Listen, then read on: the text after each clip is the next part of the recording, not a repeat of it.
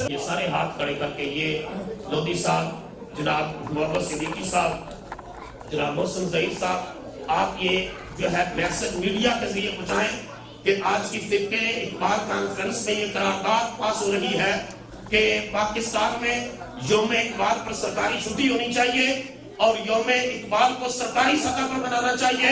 اور اقبال کی فکر کو جو ہے وہ سرکاری سطح پر اس کی ترویج و اشاعت کے لیے کام کرنا چاہیے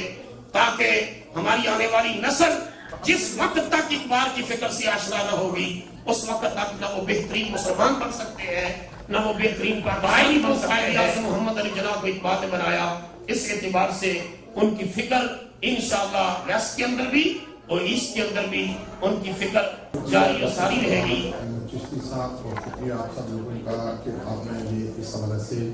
ایک قرارداد منظور کی کہ پاکستان میں یوم اقبال کو اسی ماضی کی طرح شان و شوکت سے سرکاری طور پہ منانا چاہیے اور سرکاری چھٹی ہونی چاہیے۔ جب دھرنے کی چھٹی ہو سکتی ہے تو یوم اقبال حضرت صاحب کی باتیں بڑی کام کی باتیں ہوتی ہیں اور آج ہم نے ایک قرارداد ہی پاس کی ہے، انہوں نے پیغام لے کر اسلام آباد جانا ہے۔ بسم اللہ الرحمن الرحیم۔ معزز خواتین و حضرات، میں نے سر آپ کی درخواست سنی جو آپ نے مجھ تک پہنچائی بطور کونسل جنرل کہ اس عظیم شخصیت کے حوالے سے 9 نومبر کو پاکستان میں چھٹی ہونی چاہیے۔ میں نے تسلیم کیا آپ کی طرف سے اور میں انشاءاللہ یہ آپ کو اور سب بہن بھائیوں کو اس بھری محفل میں کہہ رہا ہوں کہ انشاءاللہ یہ آپ کی درخواست جو ہے حکومت پاکستان پر پوری کریں گے۔